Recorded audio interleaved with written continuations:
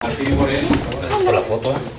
le damos la más cordial bienvenida a la doctora Rosa María González Colón, que es coordinadora de la licenciatura en Sociología de la Facultad de Humanidades y Ciencias Sociales. El tema a tratar es violencia de género y la referencia a la maestra Araceli, por favor, que menciona la referencia a los currículos de la maestra de presentación. Por favor, para dar inicio a los trabajos del día de hoy en esta cuarta jornada. Le damos la bienvenida a la doctora Rosa María González Corona. Ella es doctora en Ciencias Sociales con especialidad en Estudios Regionales por el Colegio de la Frontera Norte, quien es maestra en Trabajo Social por la Universidad Autónoma de Nuevo León y licenciada en Trabajo Social por la Universidad Autónoma de Baja California, presidenta del Colegio de Trabajadores Sociales de Baja California 2010-2013. Actualmente es coordinadora de la licenciatura en Sociología en la Facultad de Humanidades y Ciencias Sociales, profesora investigadora de tiempo completo en la misma unidad académica. Sus publicaciones recientes son Violencia y Capital Social en la Zona Metropolitana de Tijuana y la participación social de los jóvenes en la construcción social de las violencias y la ciudadanía.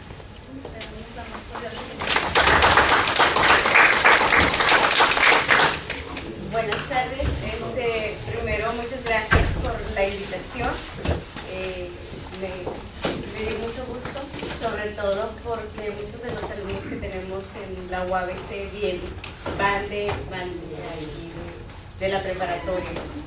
Y bueno, también revisé el programa que tienen. Vi que prácticamente pues es una jornada sobre género, ¿no? Sobre violencia principalmente. Y también vi que ya dieron el tema de violencia y género con la maestra Margarita. También ella está en la UABC, ¿verdad? Psicología. Entonces quise cambiar un poquito debido a que ya vieron ese tema de género. Entonces, bueno, para que no se repita, creo que este tema sería muy pertinente. Bueno, les platico un poco.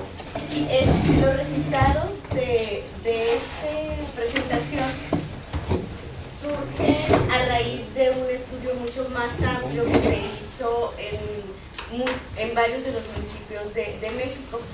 Inicialmente fue un estudio que se realizó en Ciudad Juárez a raíz, bueno, de toda esta violencia que hubo previa a principios del 2000 principalmente, y posteriormente se propuso a través de la Secretaría de Gobernación y de INCIDE Social realizar un estudio en 6 ciudades en México, 2 en la frontera, 2 en el centro y 2 en la frontera sur.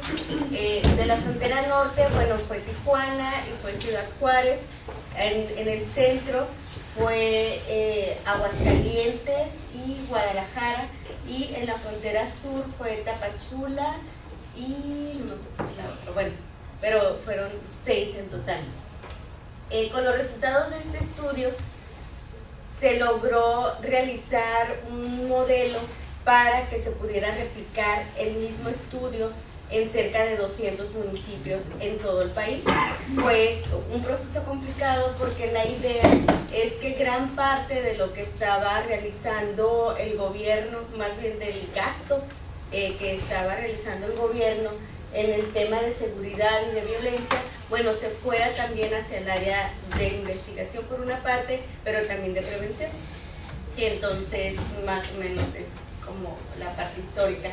Cuando se empezó a construir ya un poquito más en forma todo este modelo de cómo íbamos a estudiar la violencia primero en estas 6 primeras ciudades, bueno, nos juntamos investigadores de todas estas ciudades y fue empezar a discutir primero qué es violencia y por qué se está generando la violencia, cómo podríamos empezar a generar estas preguntas o estudiar ese tema a nivel nacional. Y bueno, a lo que llegamos fue que tendríamos que hablar de construcción social de las violencias. Cuando empezamos a revisar todos estos artículos u otras teorías que ya se han escrito sobre violencia, bueno, encontramos que no hay una definición única de qué se podría entender como violencia. Incluso hablar si la violencia es un tema natural, qué es lo que la impulsa, si hablamos del tema público, del tema privado, bueno, una diversidad de factores que llegamos a todos al acuerdo, primero, en que la íbamos a estudiar desde una construcción social y también tomando en cuenta que hay diferentes factores que tienen que ver con la violencia y que hay diferentes tipos de violencia y manifestaciones de la violencia. Por lo tanto, hablaríamos de violencias, no de violencia. Y también para nosotros era importante no solamente hablar del tema en sí, sino de todo lo que hay alrededor de la sociedad. Hablar, por ejemplo, del desarrollo urbano, cómo fue construida la ciudad, cómo fue concebida, cómo el que haya o no infraestructura puede afectar el desarrollo de violencia. La construcción de viviendas, también no solamente el desarrollo urbano, sino el tipo de viviendas que hay, el tamaño de viviendas, la ubicación de las viviendas, esta política de construir viviendas cada vez más pequeñas. O sea, ayer estaba viendo un anuncio de Terrazas del Pacífico de 47 metros cuadrados una vivienda.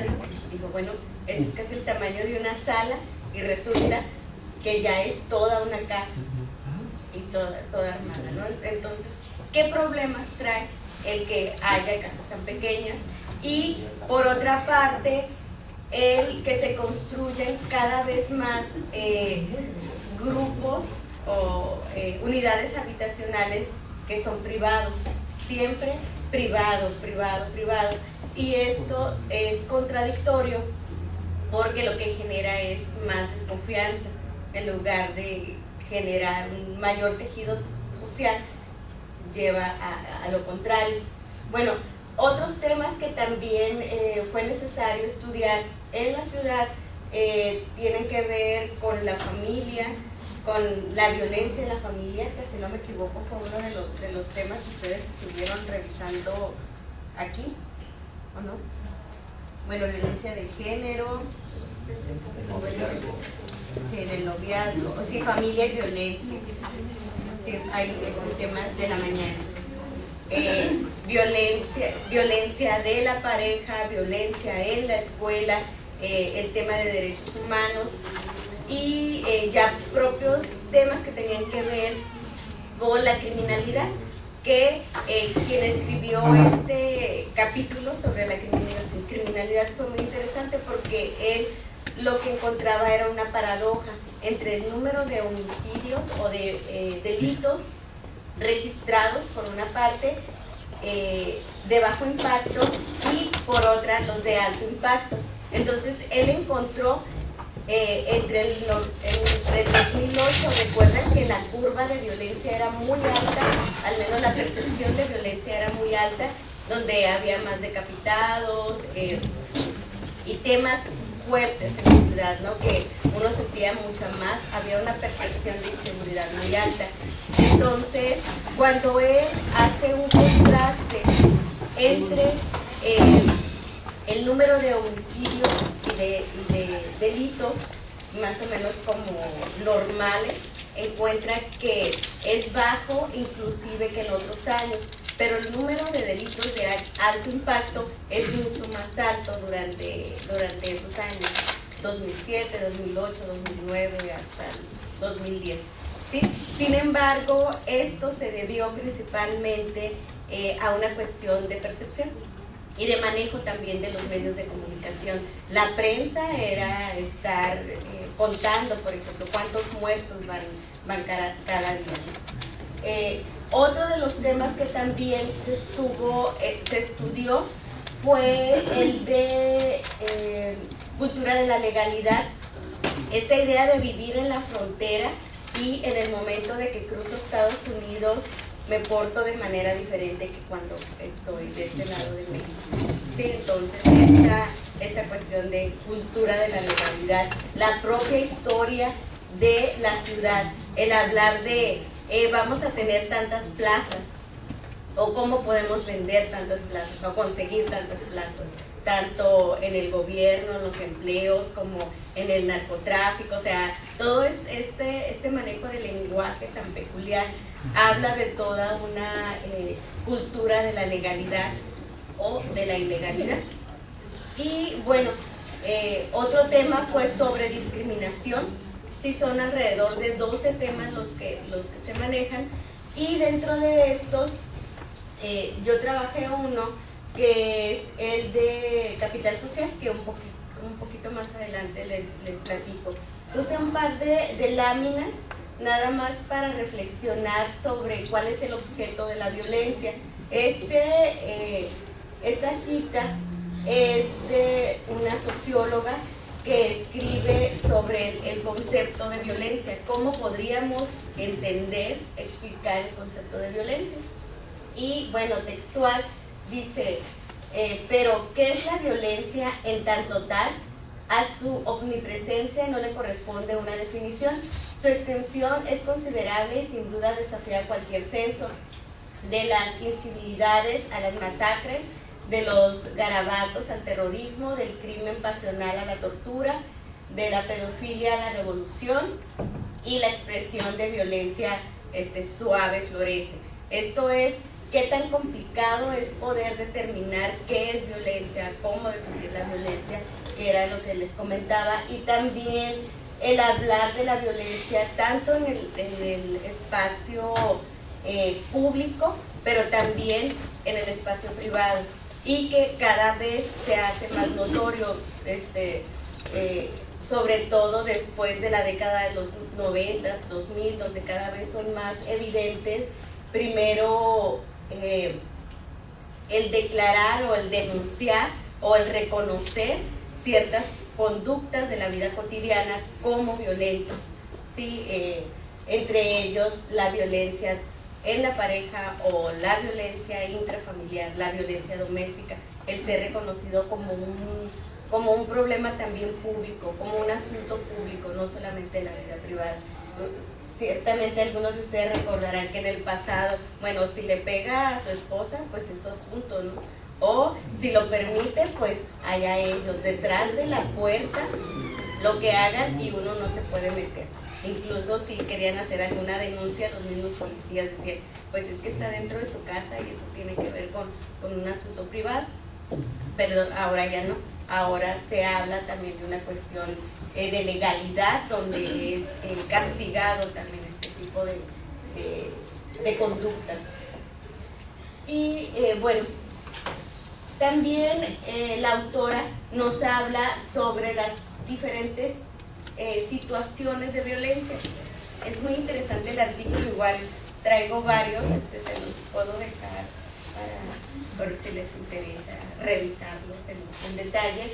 Y bueno, dice, la primera situación avanza que la violencia es originaria y se apoya en el presupuesto de la indistinción, donde no queda muy claro tampoco el hablar qué origina la violencia. Entre ellos, la violencia es natural o no, o sea, hay algo dentro de uno que hace que haya personas violentas o que hace que ante ciertas situaciones pueda desembocar este tipo de conductas. Hay quienes, algunos artículos hablan incluso de que hay un gen de la violencia, y hay otros autores que están en controversia y dicen que tiene que ver más por la imitación, por el ambiente donde se desarrollan, que pueden desarrollar violencia, ¿sí? Entonces les digo, aún está como en debate esta situación. Y en la otra habla de una tesis que dice que esto es relativo y que tiene que ver la situación, y por lo tanto hay ciertas circunstancias o ciertas agravantes que pueden originar violencia. El artículo incluso menciona a Caín y Abel, y menciona también un arrepentimiento que hubo del propio Dios. No soy religiosa, pero hace el análisis de este suceso. Y donde Dios en un momento se arrepiente porque había privilegiado más a uno y a otro, entonces había causado de cierta manera que hubiera rivalidad entre ellos dos. ¿Sí? A lo que voy es entonces el hecho de que haya o no una justificación, que sería una gran pregunta. ¿Hay alguna violencia que se pudiera justificar? Y como este tipo de situaciones, más vale una nalgada a tiempo o el instrumento que ha sido muy bueno para prevenir, y luego está el síntoma, ¿no? Y así, bueno, ustedes recordarán muchas de estas situaciones. O la pena de muerte, ¿está justificada cuándo? ¿Sí? Hay una serie de circunstancias que creo que hacen muy propicia a dos tipos de situaciones. Primero, ¿qué origina la violencia? Y segundo, si hay ciertas circunstancias que sean atenuantes para decir, bueno, en este momento es justificada la violencia. ¿Sí? Y de aquí viene también un aspecto ya de la propia legislación del derecho, donde el derecho va a establecer qué tipo de violencia va a ser justificada y cuál no. Cuál va a tener este tipo de pena y cuál no. ¿Sí? ¿Cuál va a ser necesaria que alguien entre a la cárcel y qué tipo de sentencia va a tener? Bueno, ahora entramos en lo que me interesa compartirles. Les platicaba de este equipo que hemos venido trabajando el tema de violencia, y algo sobresaliente es que a mí no me gusta estudiar violencia. Yo he estado muy metida en ese tema últimamente porque el tema que a mí me apasiona tiene que ver con la participación social, tiene que ver con la construcción de ciudadanía, tiene que ver con qué es lo que hace la sociedad alrededor para tener un tejido social mucho más amplio. Y por eso fue que me invitaron a participar en esta investigación. Sin embargo, sí he venido, o sea, paralelo, pareciera que siempre, o en muchos casos, apareciera el tema de violencia. Cuando hice mi tesis de doctorado, el tema era sobre desigualdad y vulnerabilidad social con familias. Entonces, siempre presente estaba el tema de violencia, a nivel individual, a nivel familiar, a nivel comunitario. Ahí aparecían como estos focos rojos. Bueno, entonces lo que estuve más participando es en proponer qué es lo que hay en la ciudad, y sobre todo aquí en Tijuana, que pudieran ser factores que ayudan a prevenir o a contener la violencia en la ciudad. Para mí, desde el 98, que fue cuando empezamos el estudio, 2008-2009, era mucho el insistir que en la ciudad había las condiciones para una participación social muy fuerte, a través de organizaciones de la sociedad civil, a través de los propios empresarios, de estudiantes y de diferentes movimientos sociales.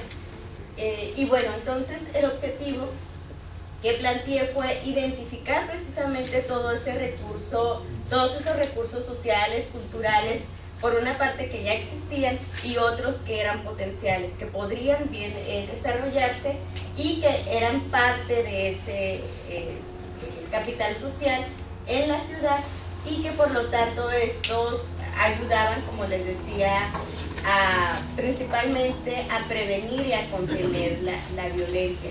La falta como de apoyo a todos estos movimientos sociales, o el criminalizar incluso algunos de los movimientos, es como a los indignados, a los chicos que estuvieron aquí en la zona del río y que los detuvieron y criminalizaron de cierta manera, ¿no? Entonces esto, más que ayudar a prevenir la violencia,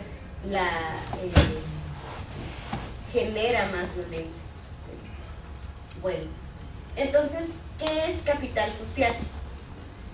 El capital social, de acuerdo a Fernández, nos dice que es el conjunto de normas, valores, hábitos, confianza, que este es un punto relevante para poder entender la construcción de capital social en la ciudad. Y otro punto relevante es las redes sociales, no solamente hablando de Facebook, sino las redes de los diferentes grupos que se van desarrollando.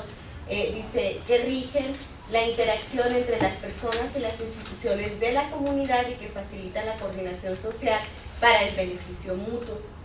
Entonces aquí dentro del capital social hay dos elementos fundamentales. Uno, la forma en que participan y que pueden ayudar a las personas en su desarrollo individual, o que sería desarrollo de capital humano, y al tener esta participación pueden también contribuir a la generación de capital social, que sería en la medida que gane o esté mejor la comunidad o la ciudad, también va uno a desarrollar a nivel individual este capital humano o capital cultural. Bueno, revisando algunos autores, encontré 4 elementos que son indispensables para poder identificar o para poder generar la construcción de capital social. El primero es la interacción social. ¿Qué tanta interacción social hay en la ciudad? Si nosotros comparamos los últimos 5 años, vamos a encontrar en la ciudad, vamos a encontrar un desarrollo de participación social cada vez más alto. ¿Sí? Por ejemplo, ¿algunos de ustedes participan en estos paseos ciclistas? ¿Nadie? ¿Alguien de aquí? Bueno, o que tengan algún familiar, algún compañero de trabajo. Sí, los atropellan. Sí, porque tiene que ver, bueno, pero sí tiene que ver con este desarrollo también de cultura, ¿no? Aceptación, apoyo. Sí. Bueno, la interacción social nos presenta estos dos elementos. Por una parte, cuál es el grado de confianza, percepción y apertura.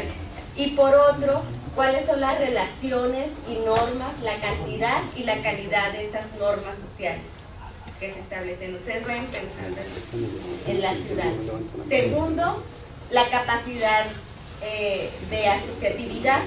Esto es cuántos grupos y redes que apoyen al fortalecimiento del tejido social, cuál es la facilidad de acceso a ciertos recursos y cuál es la cantidad de organizaciones, la presencia y la fuerza institucional. En Tijuana, en el catálogo de organizaciones de la sociedad civil, nada más para Tijuana hay alrededor de 500 organizaciones registradas, de las que están registradas. Sin embargo, hay un buen número de grupos de base, por ejemplo, grupos de colonos que hacen actividades, pero no están registrados en este catálogo. Sin embargo, hacen actividades para la comunidad. Incluso ustedes tienen aquí una carrera técnica, un área de especialización, ¿no?, sobre trabajo social, que la idea es esta, a contribuir a la construcción del tejido social. Y bueno, la otra es la conciencia cívica, que sería el interés público en temas específicos, la intensidad y categorías de participación, tipos de participación. Y por último, ¿cuáles serían los valores éticos? Como hablábamos hace rato con la propuesta que hizo el doctor Vicente Sánchez sobre cultura de la legalidad, ¿sí? Y bueno, ¿cuántos valores éticos hay sobre la justicia social, sobre la solidaridad? Y por otra parte, que encontré también bastante, sobre todo cuando hablamos del tema de violencia, la construcción sí de un capital social, pero perverso, que lo vamos a ver casi al final, pero que tiene que ver con la participación de los jóvenes, por ejemplo, en el crimen organizado. ¿Sí? Tienen casi todas las variantes. Hay un grado de confianza, de lealtad dentro de estos grupos, hay relaciones hay relaciones y normas sociales, hay asociación entre ellos, se identifican todos estos elementos. Sin embargo, podríamos hablar de un capital social perverso, desvirtuado. Bueno, ¿cuáles son los sectores involucrados en la construcción del capital social? Identificamos principalmente a las organizaciones de la sociedad civil, a colegios de profesionistas, algunas escuelas, sobre todo a través de programas de servicio social, algunos sindicatos, casi lo quitaría la iglesia, el sector público, tal vez lo pondría más pequeño porque me tocó ir a la Secretaría de Gobernación. Y cuando me preguntaban por qué no estudié partidos políticos, que ahora sí lo voy a hacer, pero ¿por qué no estudiar como otro de los sectores sociales que está generando capital social? Yo lo que me he encontrado mucho en las comunidades es que entre los líderes naturales de las comunidades, en lugar de apoyar con todos estos recursos que llevan los partidos políticos, más bien rompen el tejido social, porque es a esta familia sí la ayudo y a esta no, este es de este partido y este no.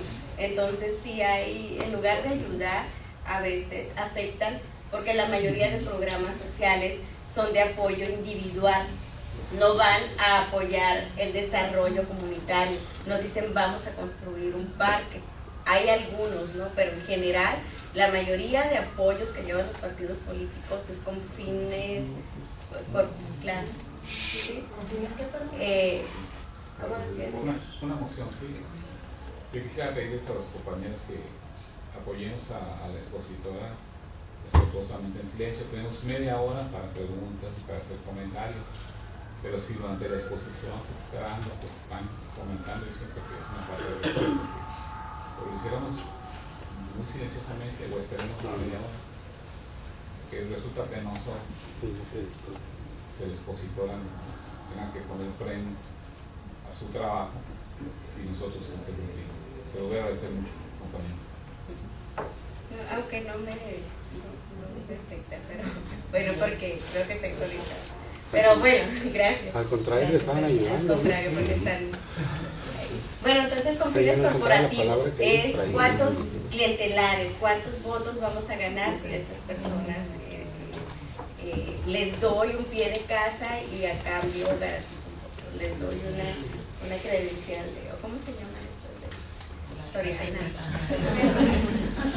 Entonces va por ahí.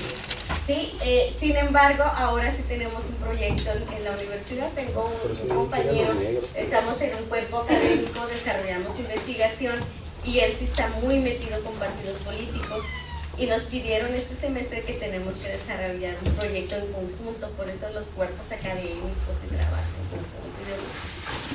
Y nos costó trabajo podernos poner de acuerdo, pero vamos a trabajar capital social a través de los partidos políticos, que va a ser algo interesante porque mi hipótesis es que es un capital social perverso y él dice que no, que sí hay una generación muy importante, que hay políticas del gobierno que ayudan al desarrollo de las comunidades. Igual y sí, tengo que ser un poquito objetiva y quitarme todas las prenociones. Bueno, entonces luego lo que busqué hacer precisamente para poder estudiar el capital social en la ciudad, tenía que identificar de todos estos diferentes actores sociales desde dónde estaban contribuyendo al desarrollo del capital social, pero no en general, porque el tema es sobre violencia. Entonces tendría que enfocarme en cada uno de estos actores sociales, qué acciones estaban haciendo para contribuir a la prevención o a la contención de la violencia. Encontré, bueno, en el plan Municipal de Desarrollo, que cuando uno hace una comparación entre uno y otro, realmente no hay cambios sustantivos en los planes. Encuentro estas 4 áreas. Por una parte, el impulso de la participación ciudadana, ahí viene, o sea, ahí, por lo menos está enunciado. Segundo, una seguridad y justicia integral, educación, cultura y deporte, y bueno, otro tema que es cultura fronteriza e identidad municipal. En general, ahorita más adelante les digo cuáles son como las conclusiones que llego con cada uno de estos. Dentro del catálogo de organizaciones de la sociedad civil, estos son algunos de los rubros que, donde participan en temas que tienen que ayudan, ¿no?, con el tema de la prevención, de violencia. Sin embargo, también encontré que la mayoría de las organizaciones de la sociedad civil, vean, trabajan el tema de asistencia, no tiene que ver con construcción de capital social, de ciudadanía, de desarrollo crítico, de promoción social, no. El tema es asistencia, que es alimentación principalmente o vestido, vivienda también, temas que tienen que ver con cómo atiende una necesidad básica. Y segundo, los centros de rehabilitación y que se llama organizaciones de servicios, que también son centros de rehabilitación, pero que son de entrada y salida, donde no se quedan internos los usuarios de drogas. Que este sector podríamos identificarlo como redes muy fuertes de participación social por una parte, pero también de presión hacia el gobierno muy fuerte, sobre todo por el tema de las adicciones en la ciudad, que es fuertísimo, y que no hay centros de rehabilitación en la ciudad, no al menos para atender el tema, la magnitud del tema. Bueno, viene salud, educación y cultura, desarrollo comunitario. Vean, 35 organizaciones mencionan que hacen desarrollo comunitario. El año pasado, en 2013, hicimos una investigación donde participaron alumnos de sociología, donde fuimos a entrevistar hicimos observación y luego una entrevista a todas estas organizaciones que declararon que hacen desarrollo comunitario. Y créanme que encontramos varias que existen en papel, pero no están en físico. ¿Sí? Sí, porque estos programas participan en fondos públicos, en las convocatorias que salen para fondos públicos. Y otras no hacían desarrollo comunitario. Varias de ellas incluso eran grupos religiosos.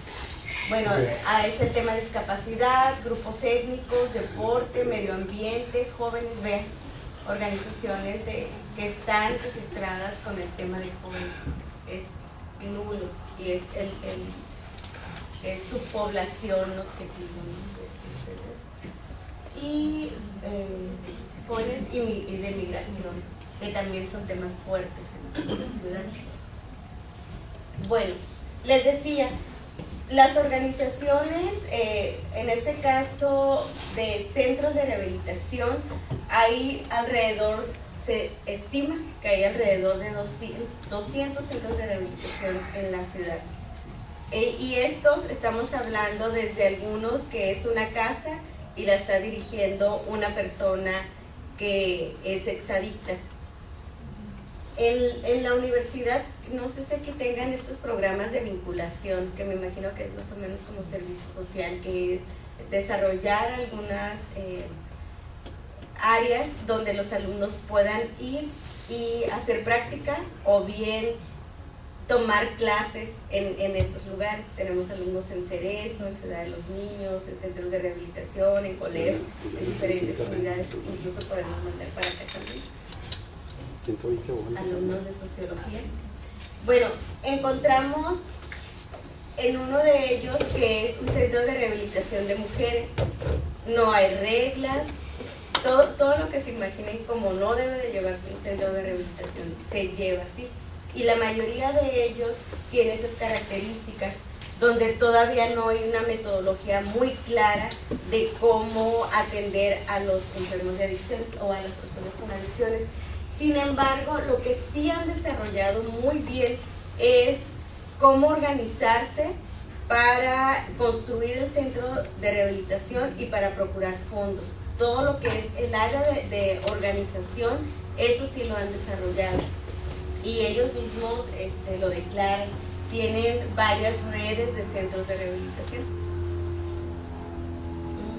Bueno, ahí lo que puse de aquí en adelante son algunas organizaciones que han desarrollado trabajo que indica que están participando para reducir la violencia.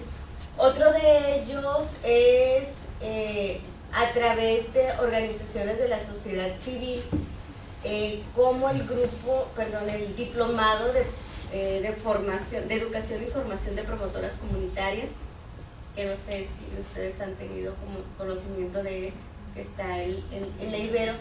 Este programa tiene alrededor de 300 más o menos promotoras comunitarias que han participado, que han capacitado a través de un diplomado. Son 2 años donde van mujeres de la comunidad a la universidad y toman un curso desde cómo hacer un diagnóstico comunitario, cómo hacer un proyecto, cómo aplicarlo, cómo evaluar ese proyecto. Y bueno, entonces ha tenido un impacto muy importante. El programa nace con apoyo de una universidad de Canadá, Simon Fraser, y les da primero financiamiento los primeros 5 años. Ahorita tienen alrededor de 9 años, si no me equivoco, y ahora tratan de gestionar sus propios recursos entrando a convocatorias y demás, ¿no? Porque aunque el programa está certificado por Ibero, Ibero no financia el proyecto, ¿sí? Y bueno, lo que se ha encontrado en ese programa es que han logrado disminuir los niveles de violencia en las familias de las promotoras que están participando en el programa, pero también a nivel comunitario, porque ellas tienen que desarrollar programas de intervención. Y también el impacto que ha tenido a nivel individual en su vida ha sido muy fuerte. Este libro, que se llama Cómplices de Sueños, hay 2 versiones, uno editado por la Ibero y otro editado por Conaculta, que es donde las mujeres presentan sus historias de vida, y la mayoría de ellas tiene que ver con historias de violencia, ya sea de la pareja o violencia que vivieron ellas cuando eran niñas en su casa. Entonces el participar en este tipo de proyectos va siendo una experiencia vivencial que les ayuda a superar esa situación. Y bueno, afortunada o desafortunadamente, varias de ellas se separan o se divorcian después de entrar como en este proceso. También otras ventajas es de que varias han estudiado primaria, secundaria en INEA, y luego estudian Ceneval y luego entran a la universidad. Y bueno, en los empresarios también hay varios proyectos que han venido desarrollando. Seguramente ustedes han visto de estos anuncios, ¿no? Cuando entramos a Oxxo, que vienen estos de denuncia, ¿no? Las fotografías. La iglesia, a través de las marchas, no sé si a alguno de ustedes les haya tocado, bueno, a través de las marchas por la paz que hacen año con año. Y también ellos hacen una reunión donde participan de diferentes denominaciones religiosas, ¿sí? Y es por la paz también, manifestándose por la paz. Este de acá ¿se acuerdan cuando empezaron a secuestrar a médicos?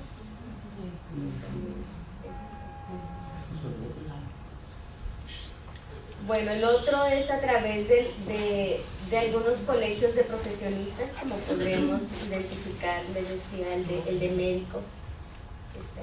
Una entrevista que le hicimos al doctor Germán Díaz, que era presidente del colegio, y algo muy interesante en el caso de él tiene que ver más bien con la distinción que maneja Bourdieu, que no es que participen muchos médicos en todos estos procesos, sino que es más bien el propio lugar que tiene la profesión de ser médico lo que logra tener mayor como impacto, porque decía que eran pocos los médicos los que estaban participando. Y bueno, ya casi hacia el final lo que hicimos con cada una de estas diferentes áreas que les digo que estuvimos estudiando, desde la infraestructura, la familia, la vivienda, etcétera, encontramos puntos que tenían que ver con factores de riesgo, factores detonadores, factores protectores y factores de protección. Los primeros, que serían los factores de riesgo que encontré, fue una falta de integración entre asociaciones ciudadanas. Sí existe una buena cantidad de asociaciones, sin embargo no hay una integración muy fuerte dentro de ellas. Segundo, una falta de vínculos entre el gobierno y ciudadanos.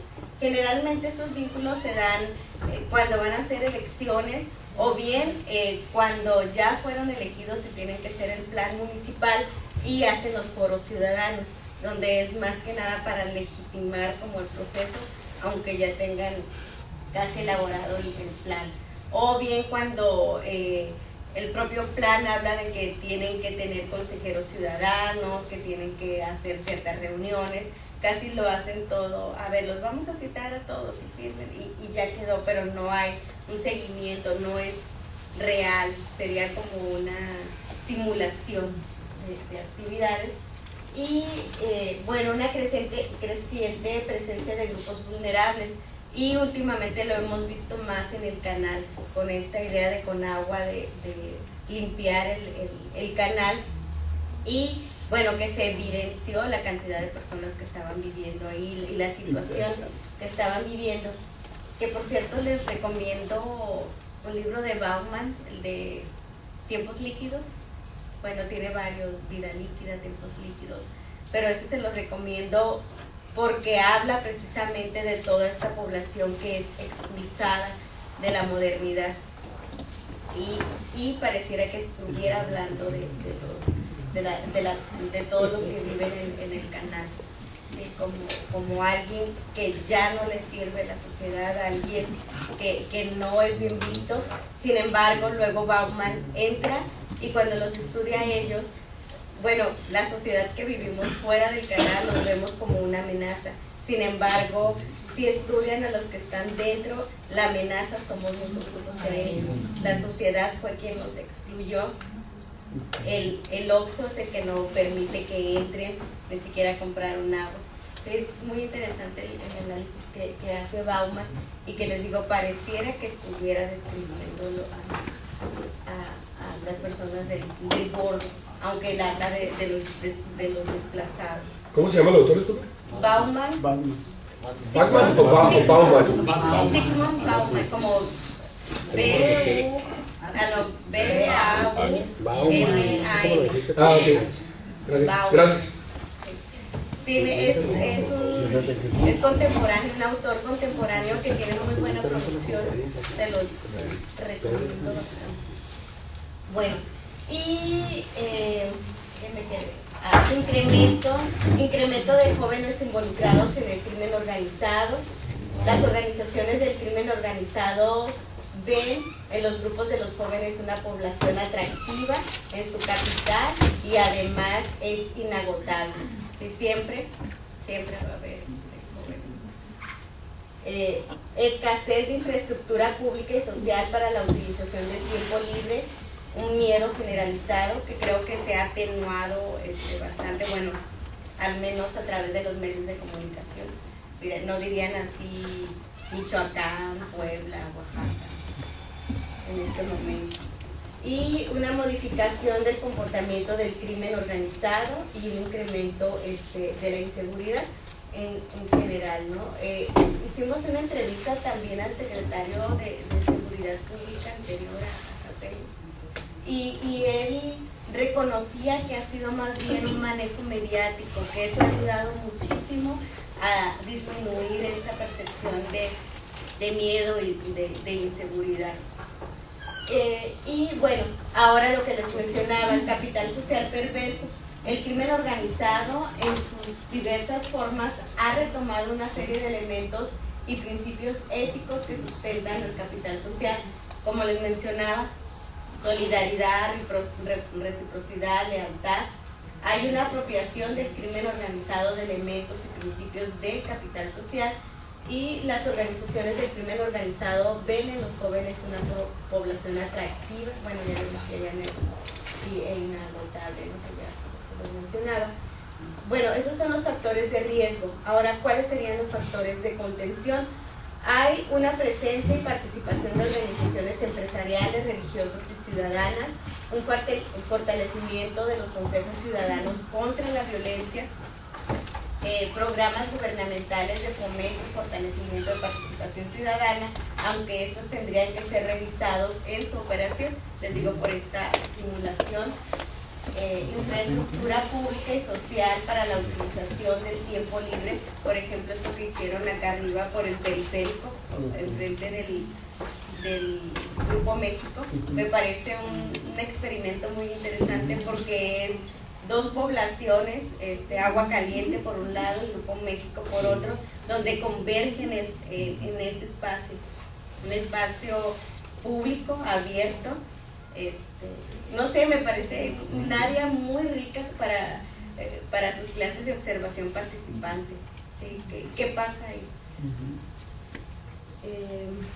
Bueno, diversidad cultural de los habitantes de Tijuana, ópera en la calle, lo de las propiedades de bicicletas, o todos estos ejercicios, algo que explica. No es solamente a través del manejo del medio mediático lo que logró disminuir esta percepción de violencia, sino también la participación de la sociedad civil, el apropiarse de espacios públicos. ¿Se acuerdan que llegó un momento que ni siquiera los restaurantes querían ir porque decían que los asaltaban? Sí, se acuerdan. Entonces, se explica que gran parte de lo que ayudó no fue solamente esa estrategia de seguridad, sino que la propia sociedad civil decidió retomar los espacios públicos, volver a salir, generar toda esta oferta cultural, esto de pintar las bardas poniendo frases o hablando de Tijuana de una forma diferente. Bueno, y fortalecimiento y profesionalización de las organizaciones de la sociedad civil a través del Consejo de Fomento de las Actividades de Bienestar y Desarrollo Social, que ahí también hay luchas de poder muy fuertes, porque les digo, el pertenecer a ese catálogo y a ese consejo, de cierta manera garantiza la participación en recursos públicos. ¿Sí? ¿Qué propuestas más o menos encontré ahí también? Propiciar la participación del ciudadano no organizado mediante la utilización de instrumentos institucionales de formación para el tejido social, fomentar el surgimiento, seguimiento y consolidación de organizaciones e iniciativas ciudadanas. Se requiere una asociatividad horizontal en diversos sectores de la sociedad, ya sea gobierno, empresarios, sociedad civil, grupo de profesionistas, sociedad civil. En ese sentido se propone tomar como punto de partida las iniciativas propuestas por los grupos organizados. Ahí está el ejemplo de Tijuana Innovadora con todas las críticas que pueda tener al respecto. Y aprovechar el liderazgo de actores sociales clave de la sociedad, empresarios, activistas sociales, académicos, para crear espacios de intercambio y diálogo para identificar y alcanzar metas comunes, fortalecer la autogestión para el desarrollo de programas comunitarios desde la base, así como la asociación y cooperación entre vecinos para prevenir la violencia en diversas modalidades. En este caso encontramos varios casos de, por ejemplo, cocinas comunitarias, donde a quien les estaban dando los alimentos eran a jóvenes de secundaria, que ambos o alguno de sus padres trabajaban y se quedaban solos, ya sea toda la tarde o toda la mañana. Entonces se organizaban varias mamás, abrieron una cocina comunitaria, y esto ayudaba más a que los jóvenes tuvieran un mayor desarrollo, sobre todo académico.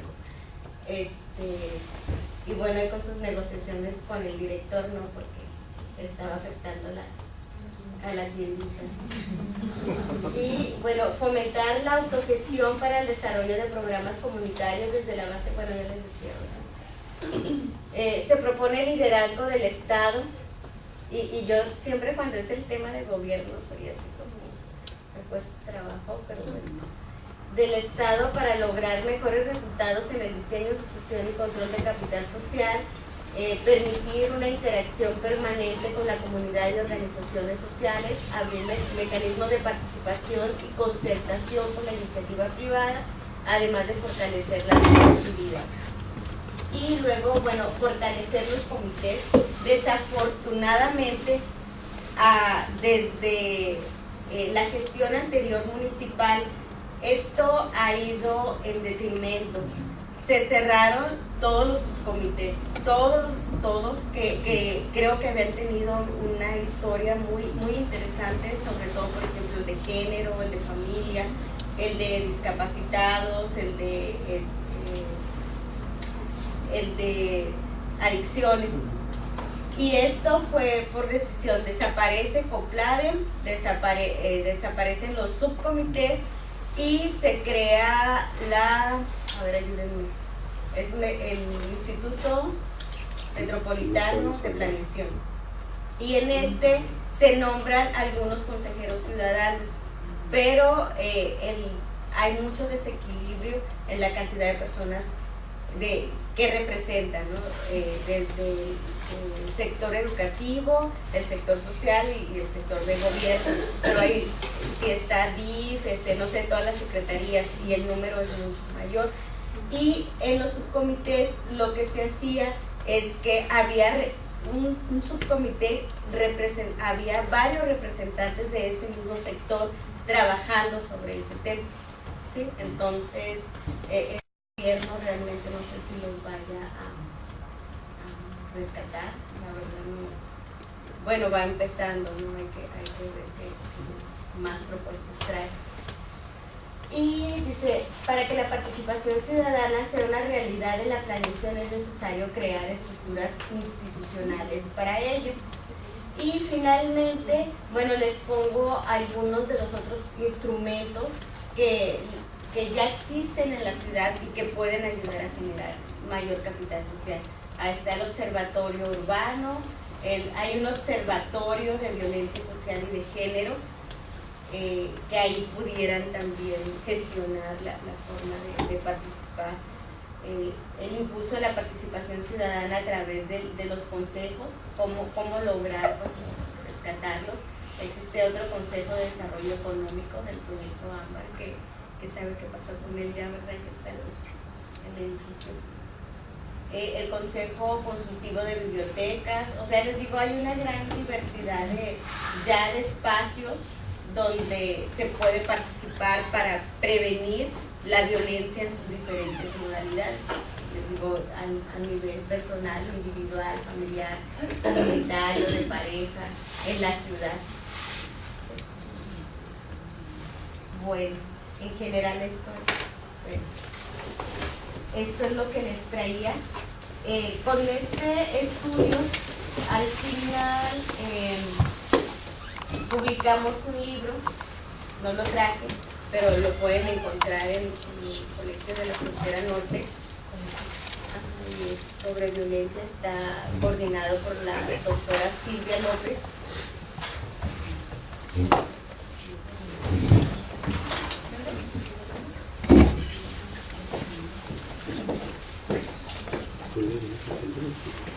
Y bueno, este estudio, les voy a decir, como fue pagado por Gobernación, primero lo publicaron y lo pasaron, está en internet. Digo, esto no lo debo decir porque creo que tienen que ir a comprar el libro, pero lo pueden encontrar en su versión digital y en una edición previa que realmente no tiene muchos cambios, que se publicó en internet a través de Secretaría de Gobernación, y el que saca con él, bueno, ya sí tiene todas las notas del editor y está mucho más cuidado.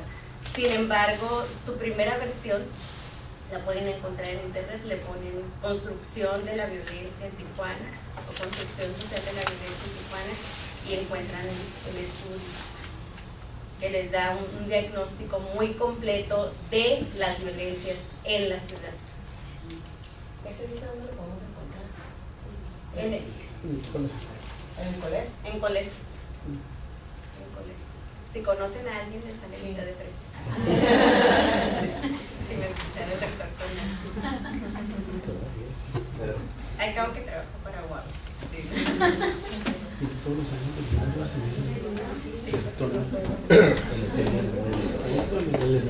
todos los años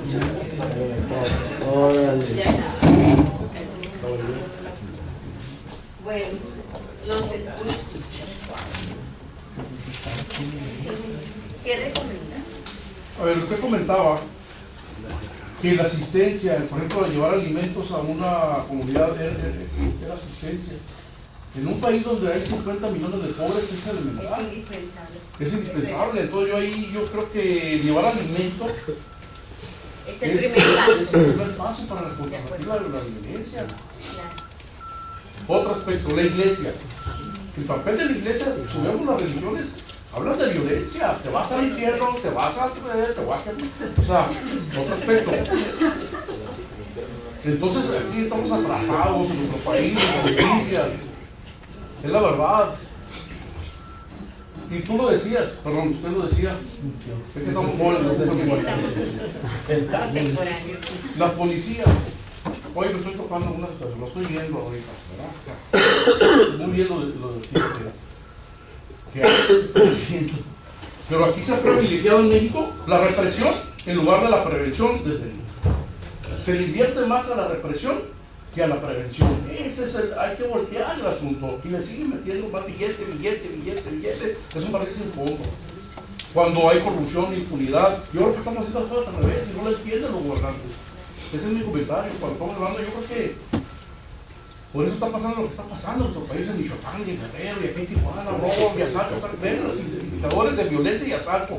Venlos, están creciendo y lo están diciendo los medios de comunicación que están poniendo. Están creciendo y en este año se dispararon los robos, asaltos a comercios. Ven los comerciantes del centro y de las colonias. ¿Qué está pasando con las policías? Tanta policía no sirve. Entonces yo creo que hay que voltear la tortilla. Ese es mi comentario. Felicidades, está muy bien el tema, me parece muy apropiado. No sé, no estás enojado. No.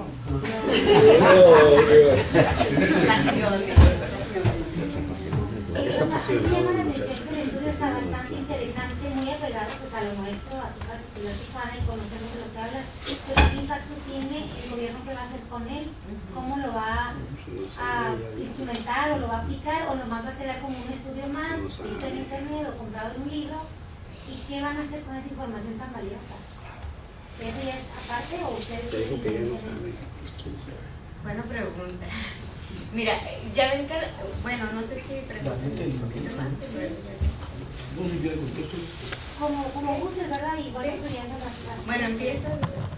¿Qué impacto tiene? Les decía que inició primero en Juárez y luego después se hizo en 6 ciudades y luego se gestionó para hacerse en cerca de 200 municipios. La iniciativa de de todo este proyecto fue a raíz de lo de las muertas de Juárez y todo esto, que Clara Hussitman, no sé si alguno de ustedes la identifique, ella ha trabajado, bueno, en el DF, estuvo en el gobierno de Cárdenas como secretaria de Desarrollo Social, después fue comisionada, no sé cómo se llama, nacional del consumidor. Bueno, es un actor social clave y sobre todo una persona que logra estar en diferentes gobiernos, ya sea del PRI, del PAN, del PRD, se codea con los presidentes, o sea, con gente de mucho autoridad, ¿cómo decirlo?, en el país. Entonces, para ella fue todo un reto el lograr convencer en las cámaras para que destinaran dinero al estudio de la violencia desde este punto de vista y también el canalizar fondos para la prevención. Sin embargo, la misma Clara, que les digo que está en esto, menciona que es muy frustrante el que prevalezcan todos estos intereses políticos, ¿no? Que, bueno, está de más entrar a detalles, pero algo que me gusta de ella en lo particular es que no quita el dedo del renglón, o sea, sigue, persevera y por lo menos, bueno, o en ese momento logró que parte del presupuesto se fuera ahí. Después cambia el gobierno y demás, para no cartuchear más, no sé, nosotros lo entregamos en su momento, hemos ido a volverlo a presentar, el libro salió ahora bueno, lo presentamos en UABC en diciembre y tenemos programado presentarlo y entregarlo, pero realmente no sé, o sea, quisiera decirte sí, lo va a agarrar la encargada de la presidenta del DIF y lo va a hacer suyo, y luego la de Seguridad Pública y lo va a hacer suyo. No te sabría decir, o sea, porque es una política. En un momento dado pudiera ser que destinamos este presupuesto para lucirnos después, que estamos trabajando haciendo un diagnóstico. Sí. Y ustedes obviamente como sociólogos, pues eso es interesante y enriquecedor, pero hasta ahí queda. Sí, hay algo, lo que yo te podría decir que desde Capital Social, que fue el tema que he estado trabajando, es cómo lograr impulsar a través de estas iniciativas que decíamos. En el caso de Tijuana, estas iniciativas logran o impactan en la disminución de la violencia, el impulsar que nuestros estudiantes entren a estas organizaciones también y logren prevenir o estudiar o continuar con el tema. Creo que por ahí, que como que a lo mejor es muy conformista, pero como desde nuestra área, ¿cómo podemos hacerlo? Y yo creo que quienes estamos dentro del área educativa tenemos una gran oportunidad, ¿no? Ustedes en preparatoria, que muchos de sus alumnos desafortunadamente no llegan a la universidad, y nosotros pues desde la universidad. Hoy en la mañana estaba en una reunión con mi director y me decía: no, doctora, es que usted el tema de violencia, o sea, ¿por qué trae el tema de violencia? Y por eso les decía, es que mi tema es más sobre participación social, no violencia. Sin embargo, la mayoría de alumnos ahora se han estado yendo por hacer sus proyectos en el Cerezo, en centros de rehabilitación, en programas de derechos humanos, o sea, todo lo que tendría que ver directamente con violencia, ahí están involucrados, ¿no? Y eso habla también de una preocupación que tienen los jóvenes por hacer algo, ¿no? O incidir como en ese espacio, porque no hablan de quiero ser policía, por ejemplo, que a lo mejor sería una buena opción, ¿no? Pero creo que por ahí es todo. Sí, y a nosotros pues nos queda también presentar los resultados, ¿no? Gracias. interesante el tema, ¿no? Sobre todo, pues cómo funcionan las instituciones que pues no funcionan, ¿no? No hay resultados pese a el capital que invierte el Estado. Hablamos, por ejemplo, de la penitenciaría del Estado que hicieron acá para la Tecate, al final no dio las condiciones y lo hicieron un centro de rehabilitación que hubo fraude y no sé qué tantos, obviamente, no solamente con el inmueble, sino también con el capital que era el Estado.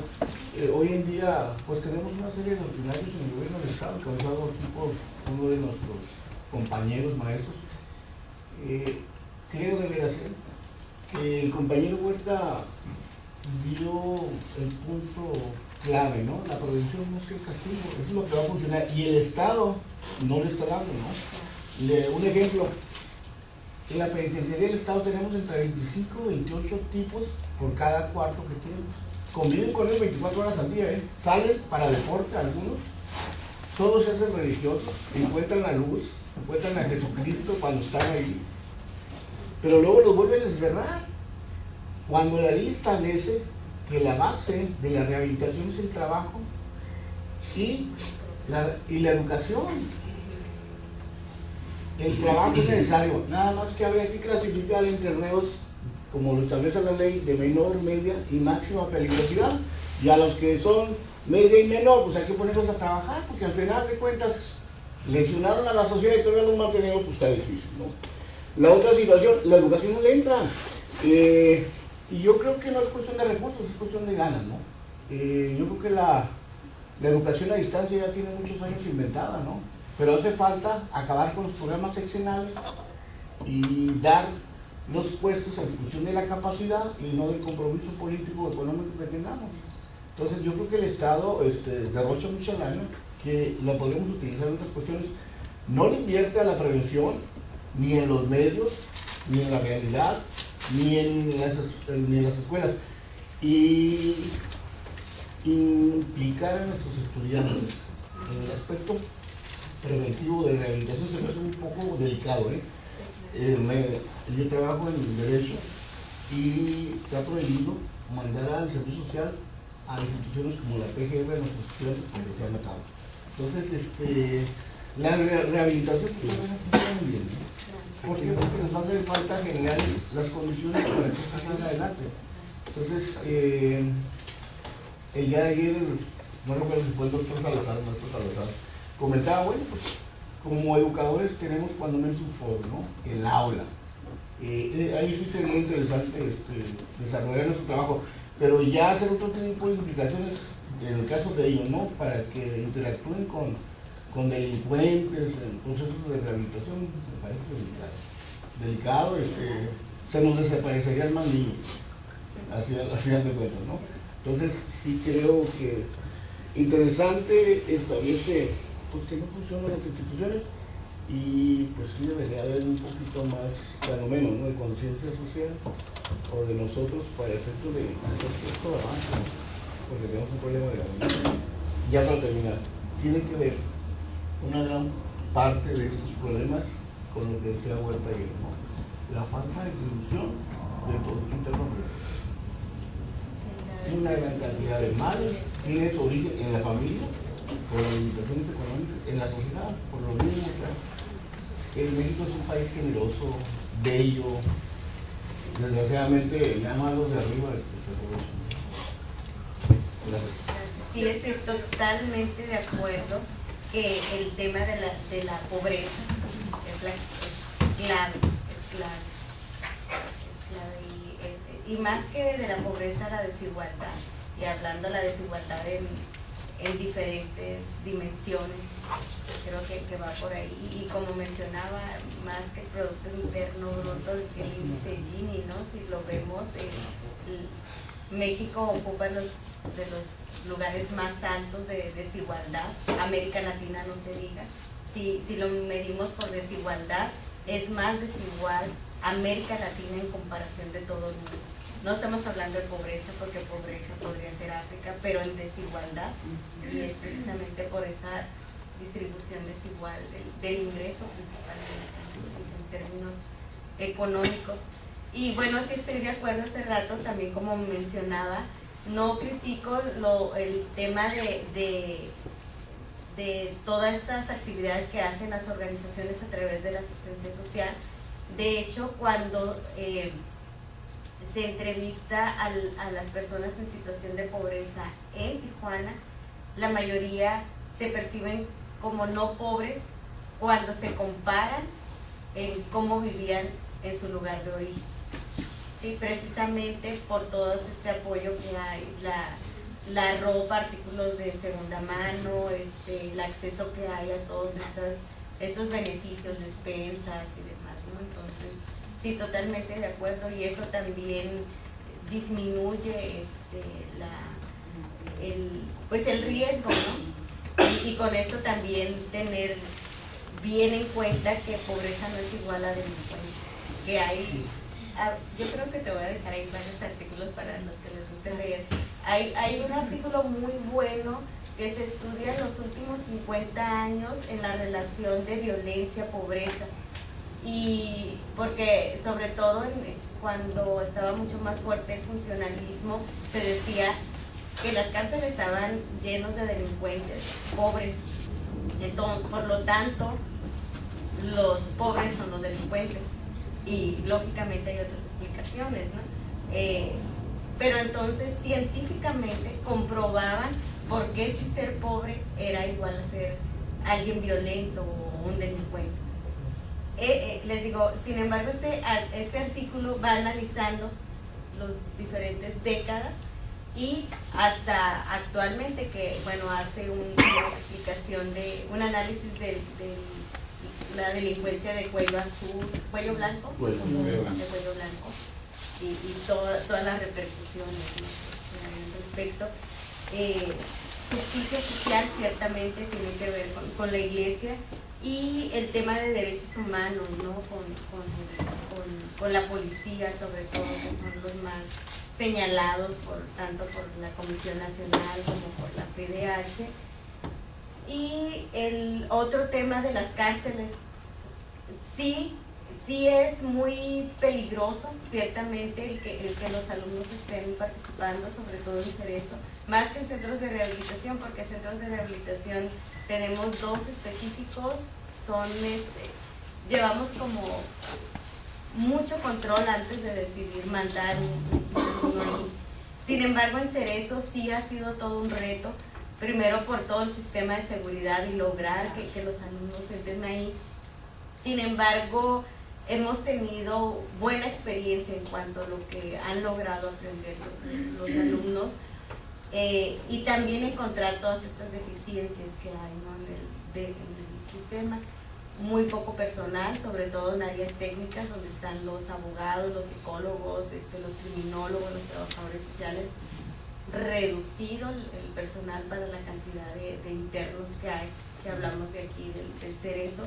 Ciertamente no hay programas también suficientes, sobre todo para la rehabilitación, ¿no? Estamos hablando de muy pocos, y que por cierto es la cárcel donde más televisiones tienen, ¿no?, porque una manera de tenerlos entretenidos es viendo Televisa, muy parecido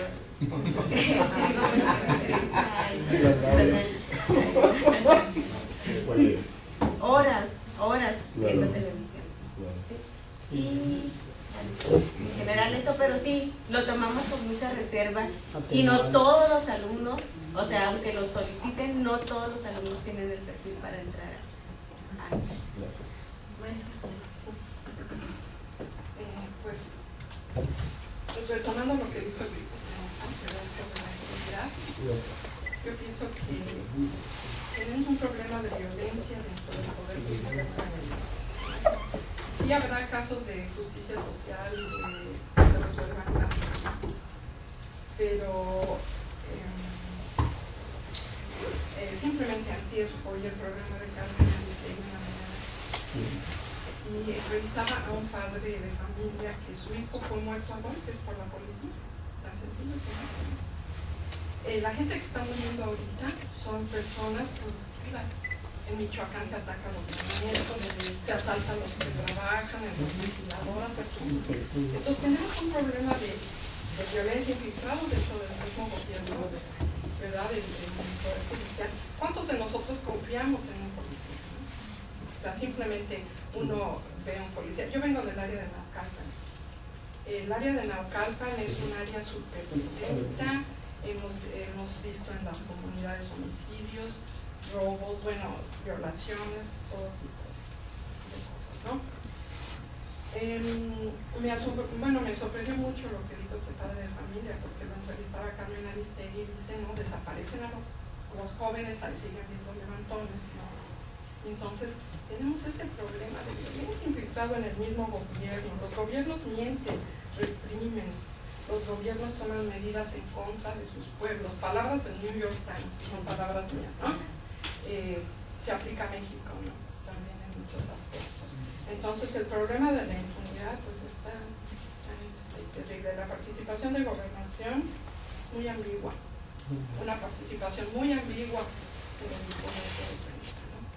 Creo que su tema, doctora, está muy relacionado con el tema de derechos humanos. Sí, va de la mano, ¿no? con todo lo que hemos tenido bien. Pero sí, este problema de impunidad, ¿no? Que se ve en las oficinas de gobierno, simplemente en lo que decía usted, hemos encontrado organizaciones que alguien les da presupuesto pero no funcionan, ¿no? O sea, organizaciones fantasmas. Entonces, la impunidad y la corrupción, ¿verdad?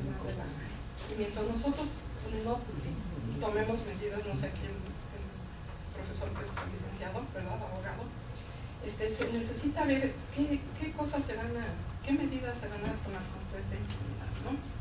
De hecho, en las escuelas yo veo aquí maestros que tienen mucha conciencia social y yo soy nueva aquí, pero los jóvenes son jóvenes que ya traen cierta conciencia social. ¿Sí? Ellos mismos ya, la chaviza, espero que la chaviza cambie a México, porque las redes sociales, ¿sí? Tienen un alto grado de crítica en contra de todas estas cosas.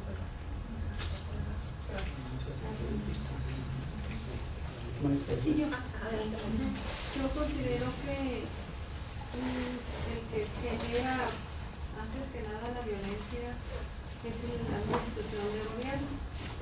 Les voy a contar lo que sucedió hace varios años. Me tocó trabajar en desarrollo social, en un área donde se dan, pues, el desarrollo social apoya a todo el mundo que va y solicita, pero esos apoyos son, si ya viene con el visto bueno y solo se le apoya a sutanito porque es hijo del amigo de alguien que está. Pero también me tocó trabajar hace 10 años en el INDE, donde me tocó desarrollar los juegos estatales de centros de rehabilitación. 3 años seguí.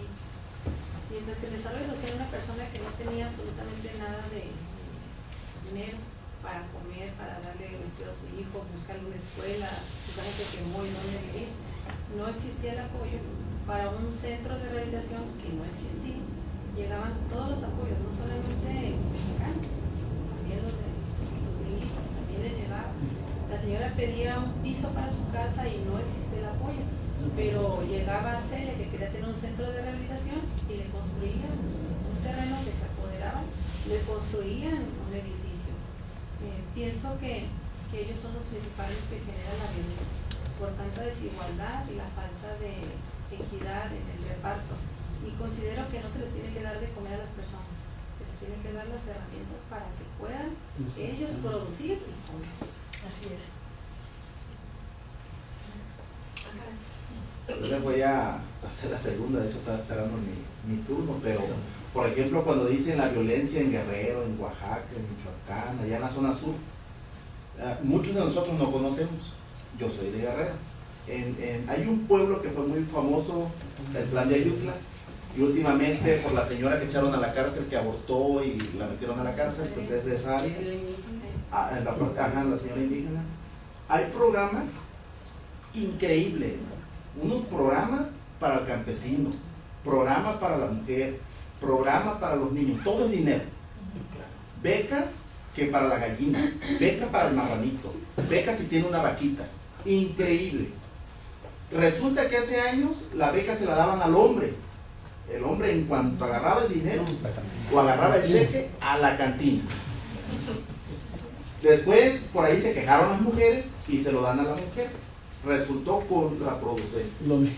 Le dan una tranquiza a la mujer para quitarle el dinero. Y es increíble la cantidad de briagos, no se lo imaginan. Yo he ido al pueblo en horas en que están cobrando las mujeres y los maridos están afuera esperándolo para quitarles el dinero. Y las cantinas no caben los inditos en las cantinas. Es increíble, no hay un seguimiento. Hay programas, por ejemplo, de apoyo a campesinos, para las mujeres, 70 o más. La misma persona, un viejito de 70, es campesino, es de apoyo a esto, que ganadero, que... Bueno, la cosa es que se lleva más de 10,000 pesos por mes. Y a puro gastar. No hay un control, al gobierno no le importa. Y estoy de acuerdo con la maestra porque decían, es que la persona que tiene hambre es la violenta. No es cierto. No es cierto, no necesariamente. En mi familia fuimos 10, mi papá trabajaba de obrero en una ferretería y nos mantuvo a todos. Éramos pobres, comíamos frijoles y a lo mejor una taza de café durante muchos años. Hasta piedras tal vez. Pero nunca robó mi papá. ¿Qué hacía? Sábado y domingo íbamos con él. Todos los hombres nos llevaban y llegábamos a limpiar los patios de jardines de los millonarios. ¿Todos vivos? Sí, todos, íbamos todos los chamacos a ayudarle y a recoger, y él cortaba el pasto y todo. O sea, no necesariamente que ser pobre es ser violento, eso es mentira. Y lo hemos visto aquí. ¿Qué pasa con los narco juniors? Que el dinero se les cae de las bolsas y son violentos. O sea, no necesariamente la pobreza, el gobierno dice, es que son pobres. ¿Qué hicieron ahorita en Michoacán? Llévenle dinero, llévenle comida, tráiganle comida y ya con eso se calman. El violento no es el que tiene hambre, ese no le interesa la comida, quiere trabajo nada más. La gente quiere trabajo, no es por ahí, hay que darles de comer y ya con eso se calman, porque los que están haciendo toda esa violencia son gente. ¿Sí vieron las noticias ayer la casa de uno de los templarios que presentaron? No, hombre, una residencia ahí en Michoacán, una mansión con alberca hasta con clima, jacuzzis y vinos de $20,000. No, increíble, una cosa tremenda. Entonces, la violencia no está relacionada con los pobres. El gobierno dice, es que tienen hambre la gente, por eso está violenta, pero es mentira. Y no va por ahí. Yo creo que lo mejor es conseguir. Yo, de hecho, ayer estábamos platicando ya en la casa con mi hermana, porque decía, bueno, en Acapulco hay mucha mano de obra, muchísima mano de obra. Aquí en Tijuana, como sea, las maquiladoras, pero les pagan 800 pesos, pero hay algo. En Acapulco no hay nada, más que la hotelería, y solamente viernes, sábado y domingo, y Semana Santa, y diciembre y julio, pero los demás meses no hay. Entonces, ¿por qué? Tenemos mar, tenemos mucha tierra ahí, hay muchísimas cosas. ¿Por qué no poner fábricas si hay manera de transportarlo? Pero como el gobierno no le interesa. Pero el camino no es eso, pues no se trata de llévale un lonche y con eso ya se calmó, ya no va a haber violencia. Es mentira. No, yo creo que no va por ahí. Quiero hacer, insisto, ahí voy a comentar eso. Yo no estoy de acuerdo. Hay gente que necesita comer, hoy tiene que comer. En este momento, antes de trabajar, hay que comer. Entonces yo ahí sí, no, pues sí. Antes de estudiar. Y son sectores ahí, porque los tablas, profesor, son sectores muy especiales. No sé todo el país. Ahí sí no estoy de acuerdo. Aquí en Tijuana, la gente, la desigualdad la vemos, por favor, no tomamos en nuestro carro, pero hay que voltear en las calles. La desigualdad más que la pobreza del país, estoy de acuerdo. Pero si hay gente que tiene, hoy no ha comido, aquí en Tijuana, no vayamos allá a Guerrero, Oaxaca, aquí la pobreza, la desigualdad, estoy de acuerdo, más la desigualdad que la pobreza. Pero usted decía, más la desigualdad se ve, una desigualdad tremenda, y eso es lo que nos daña.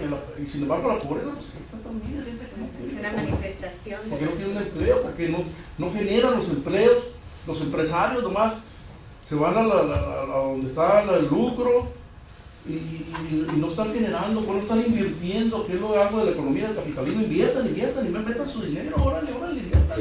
No quieren el gobierno por otro lado. O sea, así no se puede avanzar en un capitalismo así.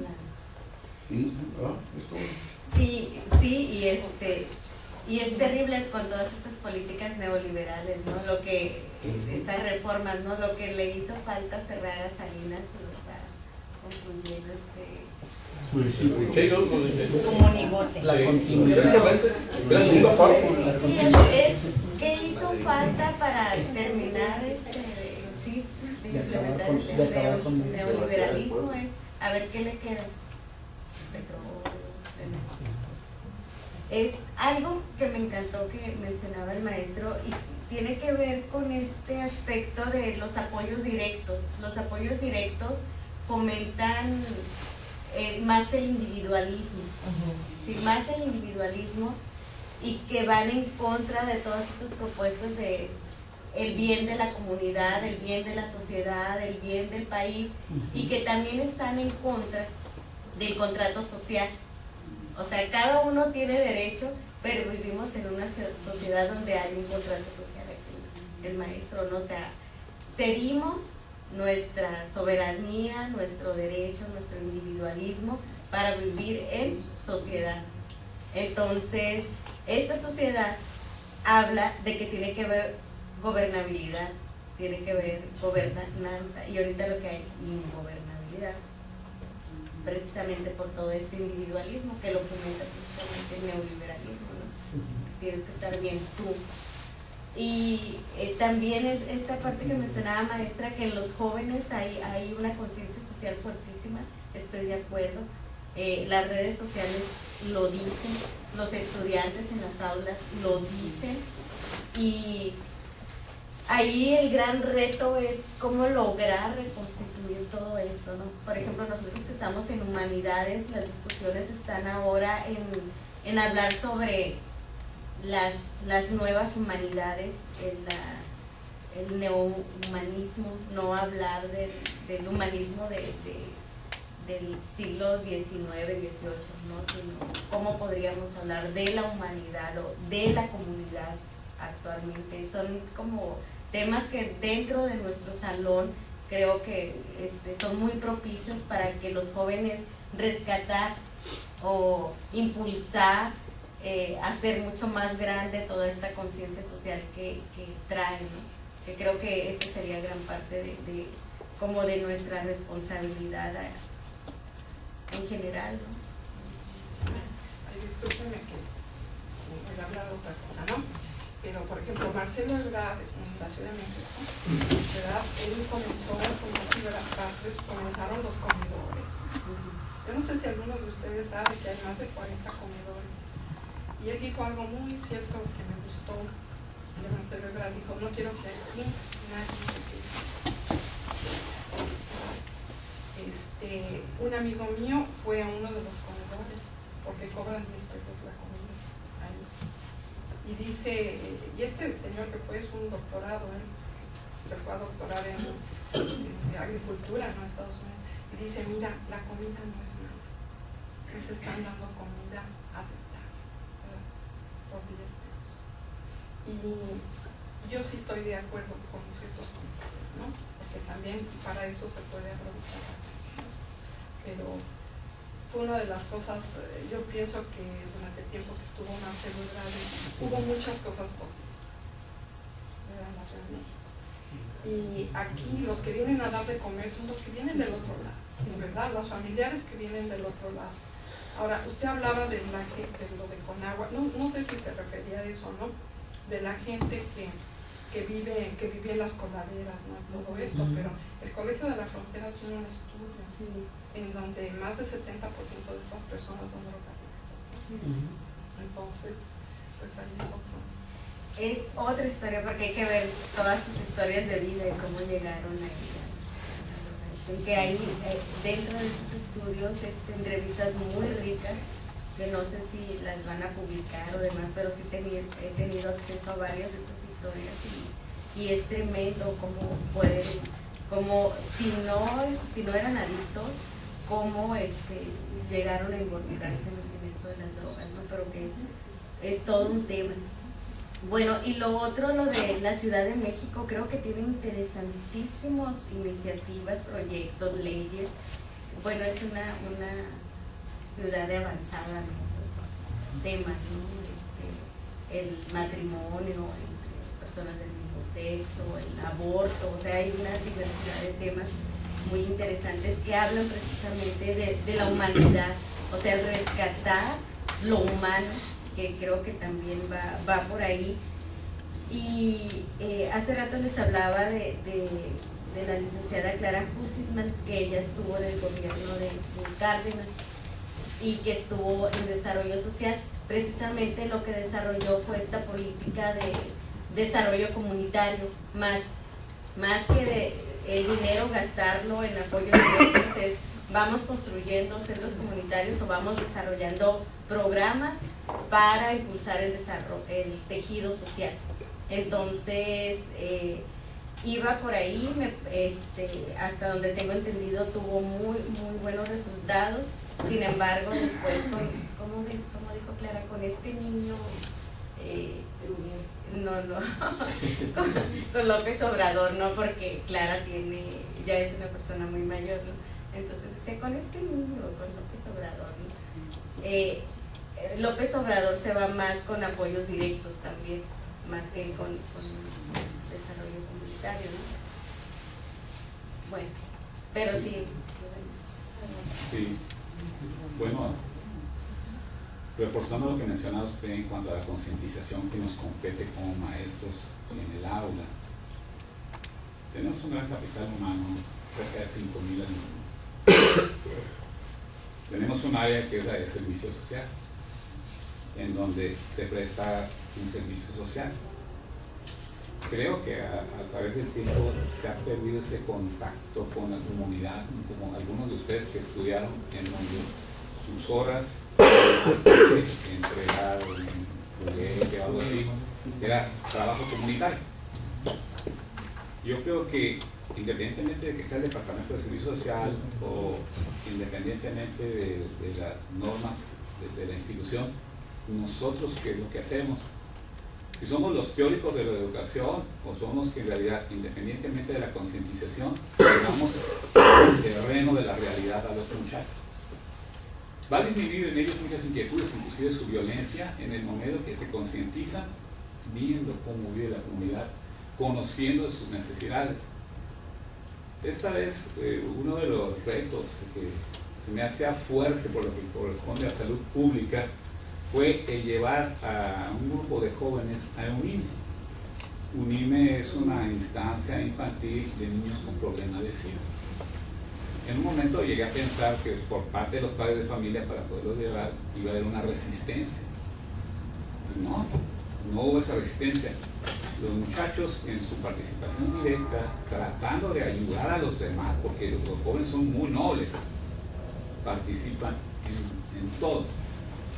Pero si nos volvemos nosotros teóricos y todo se queda en mera retórica y no lo llevamos al campo práctico, al joven, pues prácticamente los resultados no van a ser formativos, sino informativos. Cada uno, independientemente de la materia que uno tiene, ¿qué hace? Porque tratamos un tema aquí, pero hay que ver soluciones, ¿no? O sea, de nuestro entorno, como participación ciudadana de los jóvenes, que prácticamente son los jóvenes los que transforman las cosas, son los que generan las revoluciones, son los que generan los grandes cambios, de su inquietud, de su fuerza. A veces nos podemos preguntar, ¿por qué tienen esa impulsividad?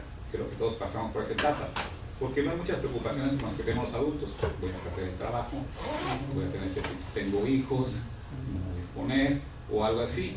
Pero cuando fuimos jóvenes, yo creo que teníamos ideologías que nos invitaban a una mejora de esta red social o de estas estructuras sociales tan desiguales. Sin embargo, hoy que somos profesionistas, pues sí, a veces pensamos que el Estado nos debe resolver problemas, pero el Estado mismo somos nosotros, somos parte del Estado mismo. Entonces, como formadores, no quiero decir educadores, sino como formadores, que estamos haciendo grupos independientemente de la asignatura que se da por salir a la comunidad, dar el servicio, no solamente llevar el pan, sino poner en contacto al joven de que se concientice concientizarlos, no por lo que dijo un autor, no por lo que ven una imagen, sino porque lo está observando. En un aspecto de tipo etnográfico, conviviendo con este tipo de situaciones tan complejas, tan desiguales, de tanta necesidad, el muchacho tiene más aprendizaje que el mero aprendizaje a través de un libro conceptual.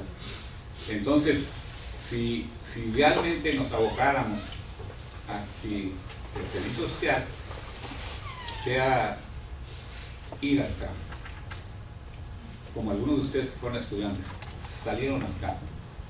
Sus primeras 100 horas eran de servicio aquí, pero hacer por la escuela, desde la reforestación, desde que estuvieran en los salones, de ver qué estaba mal en la escuela, o apoyar a un profesor, o apoyar en una oficina, pero ver por la escuela.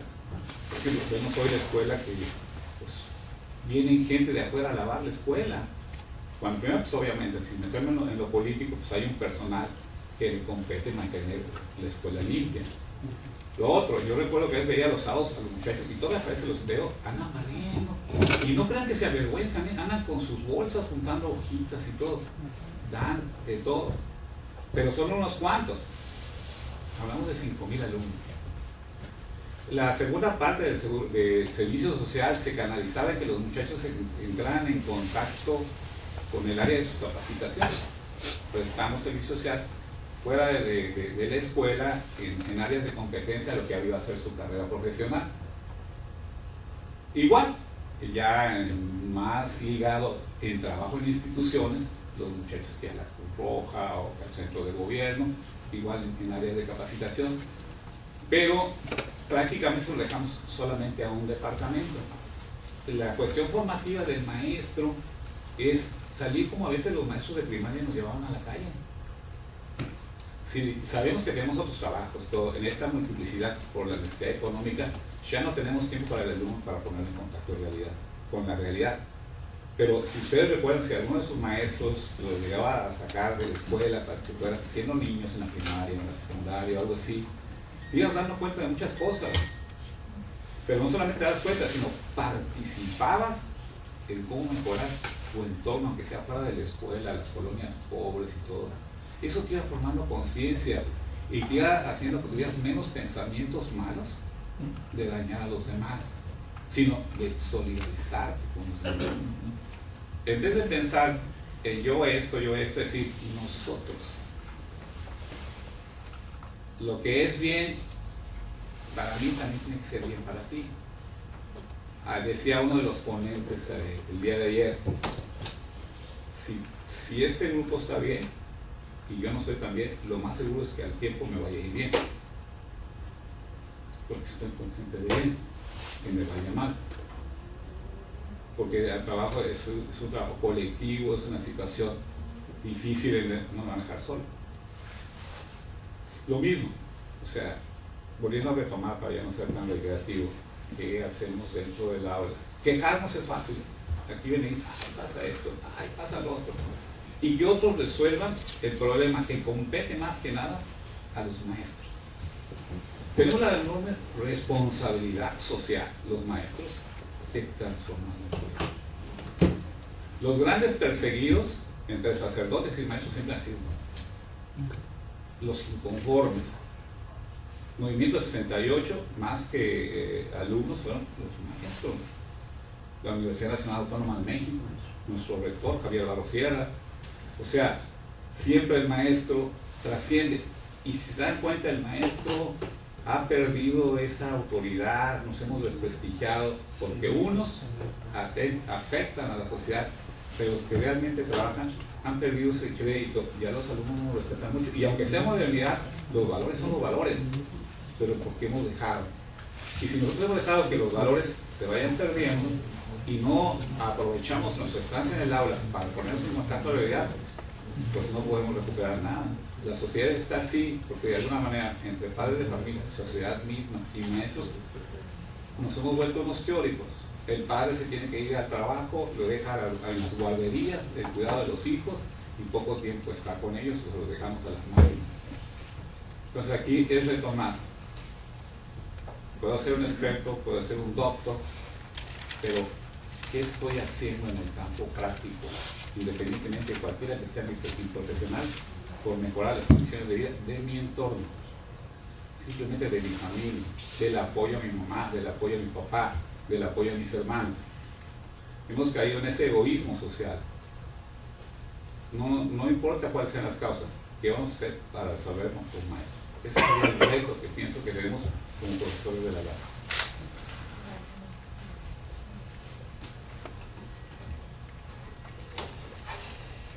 Yo quisiera hacer un comentario, no sé si alguien más tiene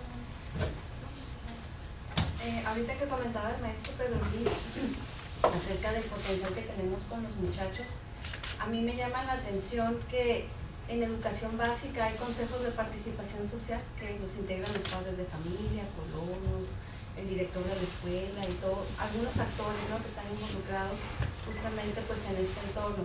Sin embargo, a medida que se va avanzando en los niveles educativos, se va desapareciendo, ¿no?, justamente los padres de familia. En educación media superior realmente no vemos a estos papás tan activos, ¿no? Pareciera que hay una ambivalencia y que la misma escuela los va, digamos, excluyendo, sacando.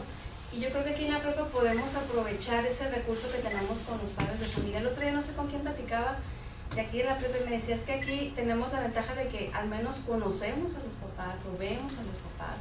Las entregas de boletas pues son el mejor medio para poder verlos, conocerlos. Los papás de alguna manera pues sí vienen ahora sí que un poco ansiosos queriendo saber las calificaciones de los muchachos, pero tenemos esa ventaja y el año pasado justamente se formó aquí en la prepa un comité de participación social con padres de familia. Entonces me parece que en ese sentido podemos aprovechar pues esa participación que tenemos con los papás, aunque a veces la entrega de boletas sea es más tiempo que darnos, a veces atender quejas que ni a nosotros nos toca o lidiar con el problema del maestro de otra materia, pues es un momento muy oportuno para incluir a los papás y tenerlos dentro, ¿no? Y no quererlos como sacar y excluir, porque el hecho de que los conozcamos pues nos permite justamente construir este tejido social y pues ahora sí que engancharlos, ¿no?, en este proyecto. Y más porque muchos años que regresamos de también. Sí, también sí.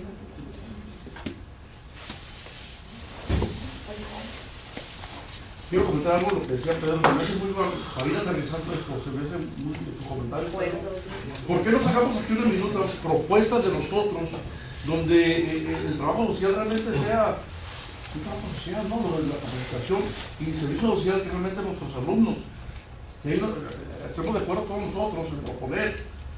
No hay nadie de trabajo social aquí, creo que estaba el otro día el profesor Triseño, no está hoy, ¿verdad? Para proponer realmente la preparatoria con 5,000 alumnos realmente contribuyamos, ahora sí lo que tú decías, Pedro, poner en marcha esto, que de aquí salga una propuesta donde el trabajador social coordine al servicio social entre los dos y realmente se va a ayudar a la comunidad. Esa es mi propuesta. En vez de que haya 5,000 balones. Sí. No sé qué les parezca, que salga aquí una minuta algo donde... No, si que hay otro balón, ¿verdad? No sé cómo se puede llamar. No hay recursos. Se quedan las cerdas, entonces así. ¿Qué les parece? Proponemos eso, o sea, como decía Pedro, muy bien, nomás estamos quejando, pero no hacemos nada. ¿Estoy de acuerdo?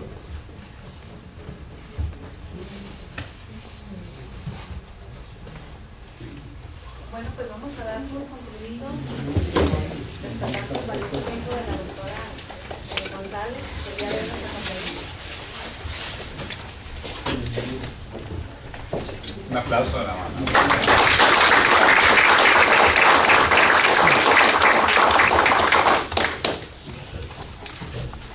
Bueno, agradecemos infinitamente su tiempo, su dedicación hacia nosotros. Y la Preparatoria Federal de Ciudad Cárdenas ofrece la presente constancia a la doctora Rosa María González Corona, coordinadora de la Licenciatura Superior de la Facultad de Humanidades y Ciencias Sociales de la UABC, por su valiosa participación como expositora en la conferencia Violencia de Género en el marco de las jornadas para docentes, igualdad de género y prevención de la violencia de la educación superior, llevada a cabo el día viernes 24 de enero del presente año en esta institución educativa. Mi progreso lo formará la dedicación al saber, profesor Martín Moreno, director de la institución.